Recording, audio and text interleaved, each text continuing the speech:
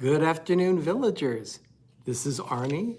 You're watching PTV, and this is August 14th, 2019, which means it's time for your daily dose of Disney. Now, you may see that I am actually inside an office today. Actually, this is a conference room on the second floor of the building where I work.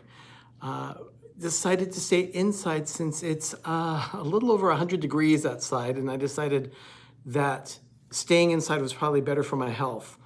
Hello, Pam's fam. Thank you for being here. How are you? Good to have you here. So that's a little bit about what's going on around here. Yeah, the weather's going to be hot here for a couple of days, but it's not like the East Coast or the Midwest. It's actually more of a dry heat, so we don't have the humidity to deal with. But it still doesn't change the fact that it's going to be 108 degrees today. So hello, Kay. Thanks for being here. So I decided to stay indoors for that reason. Okay, let's go ahead and get started. This day in Disney history. Let's go ahead and start with Only Passengers. Thank you for being here. Hello, Amy at AJC Magic TV. Good to have you.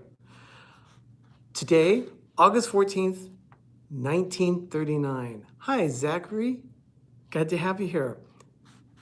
In 1939, today was deemed Donald Duck Day at the 1939 New York World's Fair. Hello, Mike Wheeler. You're just in time for Donald Duck Day at the New York World's Fair in 1939. Donald was flown in from Hollywood to attend the premiere of his latest cartoon called Donald's Penguin, and it was playing at the National Biscuit Theater in the food pavilion there at the World's Fair. Now, if you're not familiar with the name National Biscuit, you might be familiar with the name Nabisco. That's that theater. And at that presentation, Donald was handing out gifts to 500 lucky children, and they even take part in a special parade. So here's one. You know, sometimes I cover births, sometimes I cover deaths. In this case, it is a birth. In 1945, someone that most of you probably know, a gentleman by the name of Steve Martin, comedian, writer. He was born in Waco, Texas in 1945 on August 14th. And in 1950, his family moved to California. And at the age of 10 until 18, he started to work at Disneyland after school and on weekends and during the summers. His jobs at the park included, working in Merlin's Magic Shop on Main Street, selling guidebooks at the gate, and he was greatly influenced by someone that you may know. Oh, hi, Max Kimplin. Thank you for being here. Some of you might know if you're up on your Disney history. Hello, Dances with Goofy. The entertainer's name was Wally Bogue. Wally Bogue was really a major star of the Golden Horseshoe Revue in Frontierland, and he did that for 30 years. It was a long, long run there in Frontierland. So Steve Martin claims that he was greatly influenced. Hello, Duke Family Chronicles. Eventually, in 2005, he was he was granted a Disney legend status, again, 2005. And today he can be seen in Fantasia 2000 and also another little film that Disney put out called Father the Bride. I remember seeing that in the theater with my mom. She liked the film. I enjoyed it too. He also appeared in an attraction that celebrated the 50th anniversary of Disneyland. Now, for those of you who may not be familiar, but on Disneyland's 50th anniversary, they took away the Great Moments with Mr. Lincoln, and they used that as a theater for Disneyland the first 50 years. It was a presentation of a film starring Steve, and the film was about 20 minutes long or so, and it starred Steve talking about the growth of Disneyland, where it came from and how long it lasted and what happened with the whole history of it. And Donald Duck was also in it, and he was a rather significant part.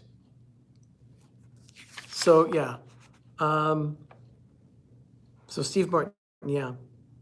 It was the first 50 magical years, and it ran officially from 2005 until 2009.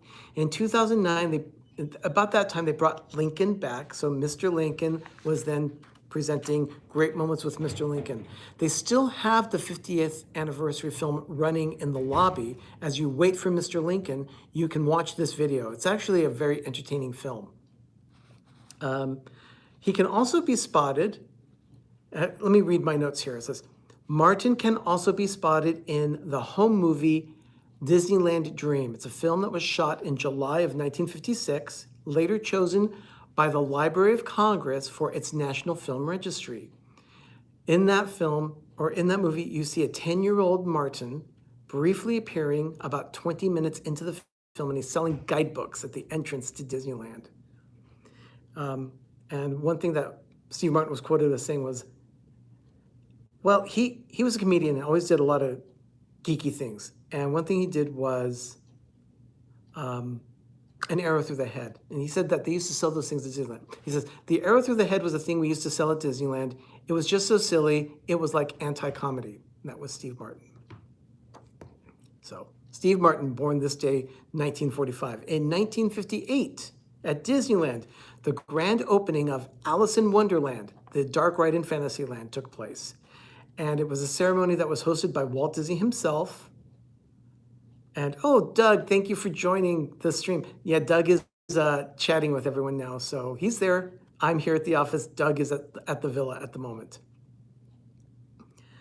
But in 1958, Walt Disney himself and a Mouseketeer, Karen, her last name Pendleton, Karen Pendleton, was dressed as Alice from Alice in Wonderland. So this was dedicating the official dark ride in Fantasyland, Alice in Wonderland, 1958. Let's move forward almost 40 years. In 1995, on this day, Michael Ovitz was appointed as president of the Walt Disney Company under Michael Eisner. Now, Michael Eisner had been acting president and CEO at that time. This was after Frank Wells died in 2004, I believe he died, something like that. Michael Ovitz was appointed as president. It was a 5-year contract, so he was supposed to be through at least 2000, but he only lasted 14 months because of the struggle that they had of sharing power at the top of the Walt Disney Company. Michael Ovitz, I guess, did not like taking orders from Michael Eisner, and Michael Eisner, being CEO, decided that he did not want to take orders from Michael Ovitz. So, a struggle. Anyway, in 2004, August 14th, 2004, Walt Disney World is still recovering from Hurricane Charlie, and all the parks are open except Animal Kingdom. Animal Kingdom stayed closed. I guess there was still some hurricane damage there at the park, so they decided to keep it closed for the safety of the animals, I'm sure, as well as the guests.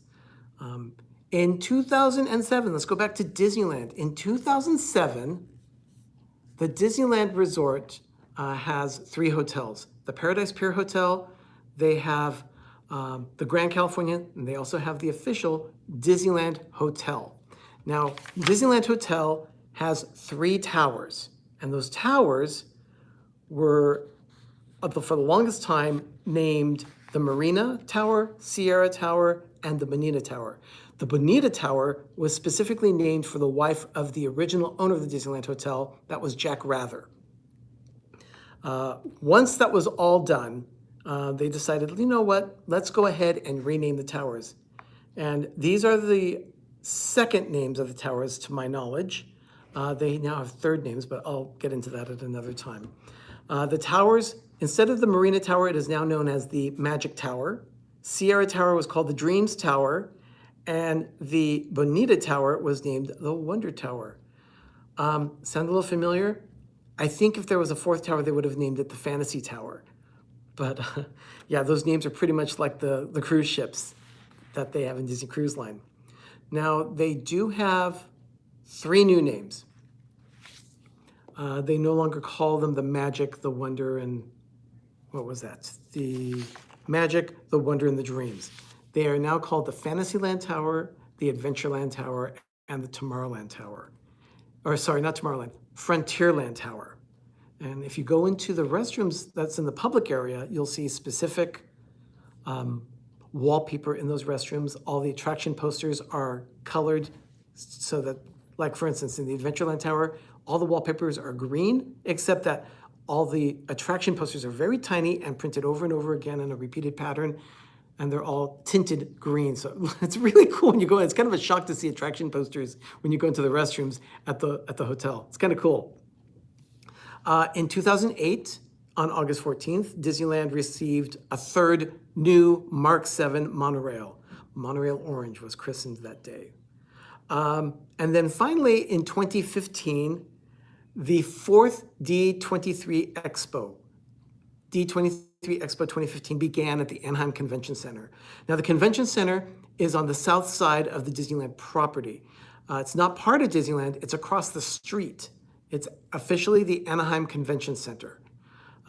But they've got a lot of space for holding conventions there.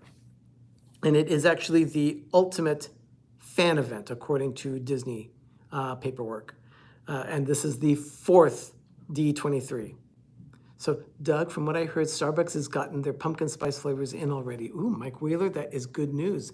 Doug does love his pumpkin spice. Actually, so do I. I love the pumpkin spice season, and it's just about time. So as I've been counting down the days, believe me, that's been not lost on me. Dances with Goofy, is that true? Are they going to start selling pumpkin spice tomorrow? That would be wonderful if they did. And of course, Doug is doing a happy dance. Not surprised by that.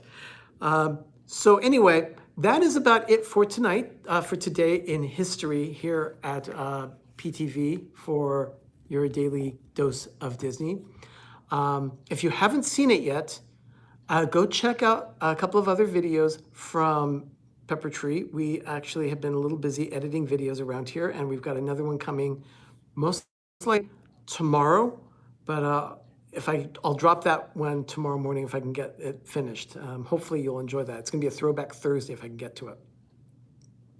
And now, on Tuesday, yesterday morning, we dropped a video, Life with Ben. Ben is talking about a food review from a restaurant called Spin in the city of Alameda, very close to here. And then today, this morning, I dropped a video about the Real Up House. So yeah, please make sure that you go check out the Up House. Hey, Zippity Doo Dad, how you doing? Patrick, thanks for being here.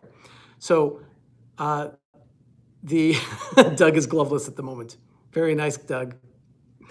But yeah, I dropped a video, it's a short video about the Real Up House in Harriman, Utah. The paint job, the shape, everything is all about the Up House. It looks just like the one that Mr. Frederickson floated down to South America so he could see the waterfall. But in truth, it is another family that lives there, and they happen to be big Disney fans.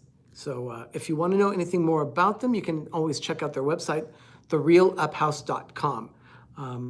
A friend of mine happened to be in the area. He shot some video for me, and it was very nice of him. So he said, yeah, go ahead, share it with your villagers. So that was very nice of him. So check out that video. And then tomorrow, hopefully if I can get it done, there will be a Throwback Thursday video all about a parade at Epcot, the Parade of Dreams from early 2000, I think it was 2002 that Doug and I went for Epcot's 20th anniversary, and we recorded the parade at that time. So you'll want to check out that video when it drops tomorrow morning, if I can get that thing edited. So everyone, thank you so much for being here. I always appreciate this time with my villagers. It's so nice to have you here. And in the meantime, everyone, go out, have a magical evening, and have a great, big, beautiful tomorrow. Bye, everyone.